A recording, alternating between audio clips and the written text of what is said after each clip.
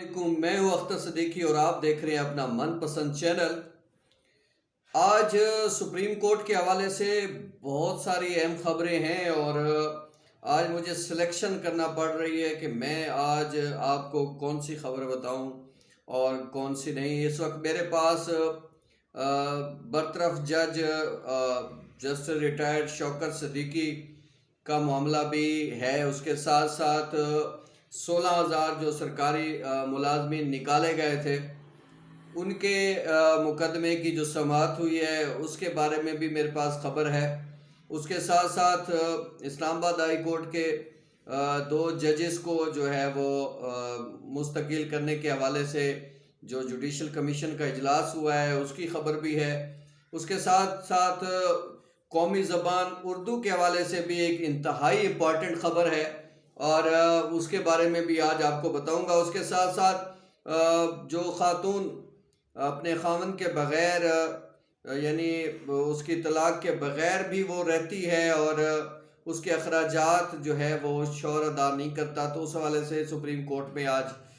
جو اہم ترین مقدمے کی سماعت تھی اس پہ ججز نے کیا کہا ہے، ان سارے حوالے سے آج آپ کو بتائیں گے۔ سب سے پہلے جو میں آج آپ کو انہونی آج ہوئی ہے اور پاکستان کی تاریخ میں یہ پہلی مرتبہ ہے کہ سپریم کورٹ میں جو ہے 4 وفاقی وزارتوں نے اور وزیر اعظم کے پرنسپل سیکرٹری نے اردو میں جو ہے وہ جواب جو ہے وہ داخل کیے ہیں، اور یہ سپریم کورٹ کی تاریخ میں بھی پہلی مرتبہ ہے اور پاکستان کی تاریخ میں بھی پہلی مرتبہ ہے کہ جس میں کوکب اقبال ایڈوکیٹ کی جو درخواست تھی اور جس کی سماعت لگ بھگ 1 سال کے بعد ہوئی ہے، اور اس میں جو ہے جسٹس عمر عطا بندیال کی سربراہی میں 3 رکنی بینچ نے یہ سماعت آج کی ہے۔ اور اس حوالے سے سپریم کورٹ میں آج بتایا گیا ہے کہ 4 وزارتوں اور ایک وزیر اعظم کے پرنسپل سیکرٹری نے جو سپریم کورٹ کے نوٹسز پہ جو اردو کے بارے میں جواب ہے وہ اردو میں ہی جمع کرایا ہے۔ یہ بہت زبردست خبر ہے جو آج ہم آپ کو دے رہے ہیں۔ اس میں وفاقی وزارت داخلہ نے بھی اردو میں جواب داخل کرایا ہے، اس کے ساتھ ساتھ وزارت اطلاعات و نشریات نے بھی اردو میں جواب داخل کیا ہے، اس کے ساتھ ساتھ وزارت ثقافت نے بھی اردو میں جواب داخل کیا ہے۔ اس کے ساتھ ساتھ ایک اور وزارت بھی ہے، اس کے بارے میں بھی میں آپ کو بتا دیتا ہوں، اور اس میں بھی جو ہے انہوں نے بھی اس حوالے سے جو جواب ہے وہ داخل کیا ہے۔ وہ ہے ایک اطلاعات و نشریات میں نے آپ کو بتائی، دوسرا وزارت ثقافت بتائی، داخلہ اور وزارت تعلیم نے جو ہے اردو میں آج جواب داخل کیا ہے، اور سپریم کورٹ نے اس کیس کو 1 ماہ کے لیے مؤخر کیا ہے اور کوکب اقبال سے کہا ہے کہ وہ اس کی تمام تر ڈیٹیل حاصل کر لے، جوابات جو ہے وہ حاصل کر لے، اور اس کے بعد پھر اس پہ بحث کریں گے۔ اور یہ پاکستان کی تاریخ میں پہلی مرتبہ ہے کہ سپریم کورٹ میں اب معاملات اردو میں ہو رہے ہیں، اور سابق چیف جسٹس جواد خواجہ کی ورڈکٹ پہ اس کے فیصلے کے بعد اب کافی سارے معاملات جو ہیں وہ اردو میں ہو رہے ہیں۔ نوٹسز جو جاری ہوتے ہیں وہ بھی اردو میں ہوتے ہیں، اس کے ساتھ ساتھ کافی سارے پاکستان کے قوانین جو ہیں وہ بھی اس وقت ویب سائٹ پر اردو میں موجود ہیں اور مزید کی جو ہے اردو کی جا رہی ہے، اور یہ خوشائند بات ہے، عام لوگوں کو اس بارے میں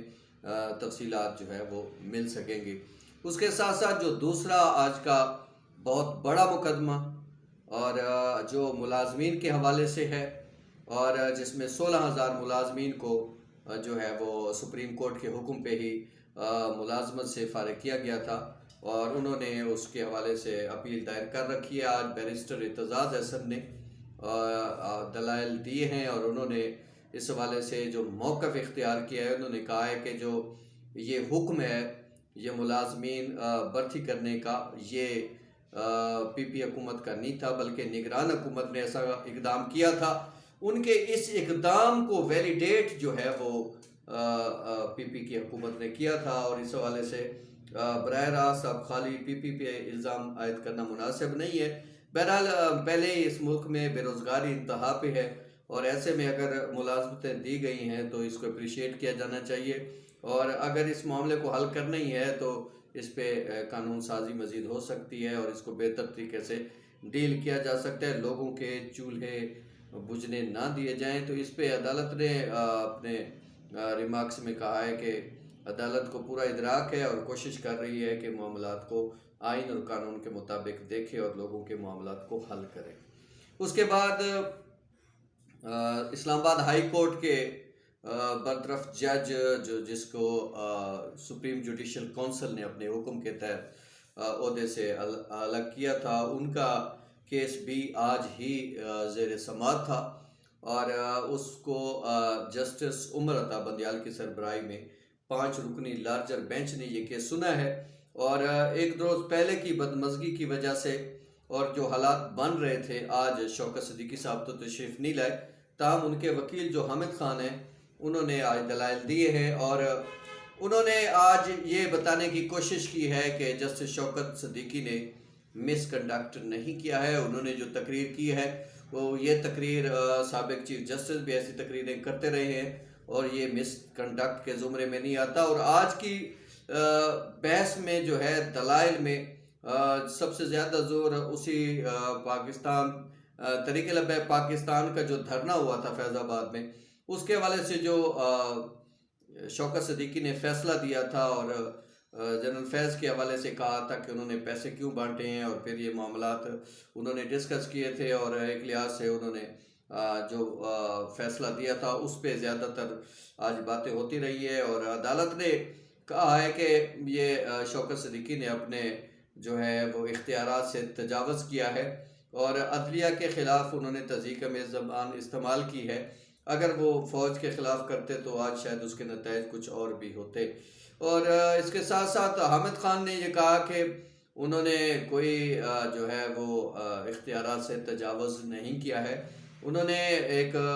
دھرنے کے حوالے سے ان کے پاس ایک درخواست آئی، اس پہ انہوں نے فیصلہ دیا تھا اور کہا تھا کہ ٹی ایل پی کا جو دھرنا ہے وہ غیر آئینی اور غیر قانونی ہے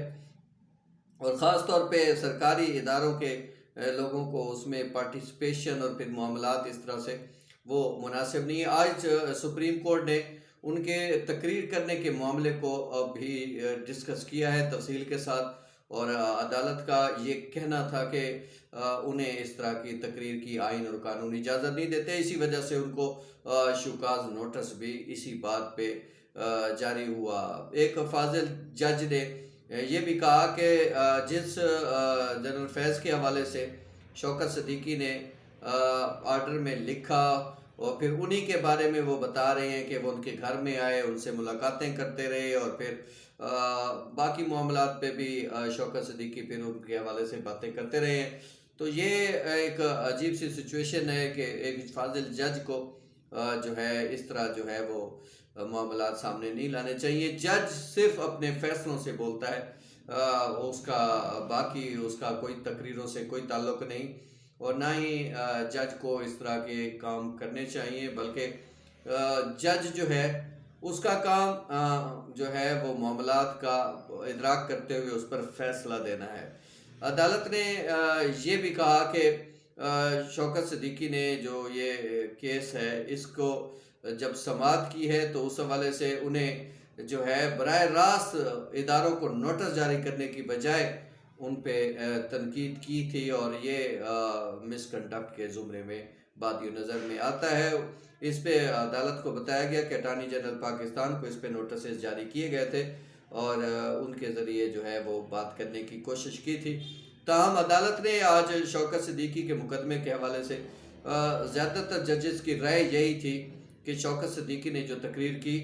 وہ انہوں نے اپنے پیرامیٹر سے، اپنے قواعد و ضوابط سے، اپنے ججز کا جو بنا ہوا ہے کوڈ آف کنڈکٹ، اس کی انہوں نے ایک لحاظ سے خلاف ورزی کی ہے. ان کو اس طرح کی تقریر نہیں کرنی چاہیے. ججز کا کام جو ہے پنڈال میں کھڑے ہو کے اس طرح کی باتیں کرنا نہیں ہے. حامد خان نے کہا کہ دراصل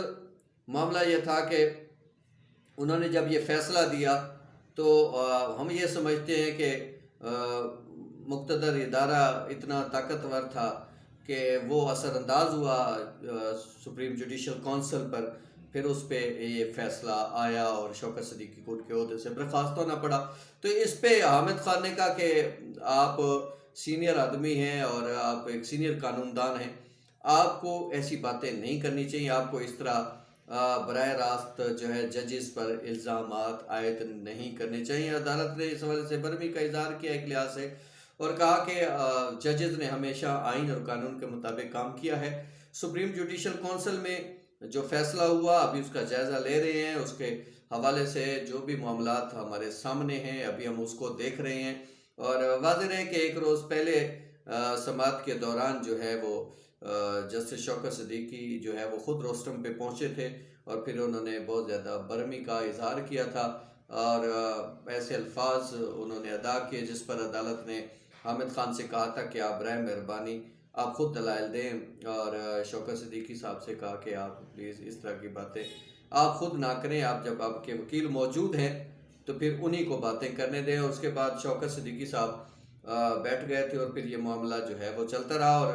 آج جو سماعت تھی اس میں شوکت صدیقی صاحب آج تشریف نہیں لائے، اور معاملے کی جو سماعت ہے وہ اگلے ہفتے تک کے لیے مؤخر کی گئی ہے، اور مزید سماعت اگلے ہفتے ہوگی، اور اس میں ججز کے کوڈ آف کنڈکٹ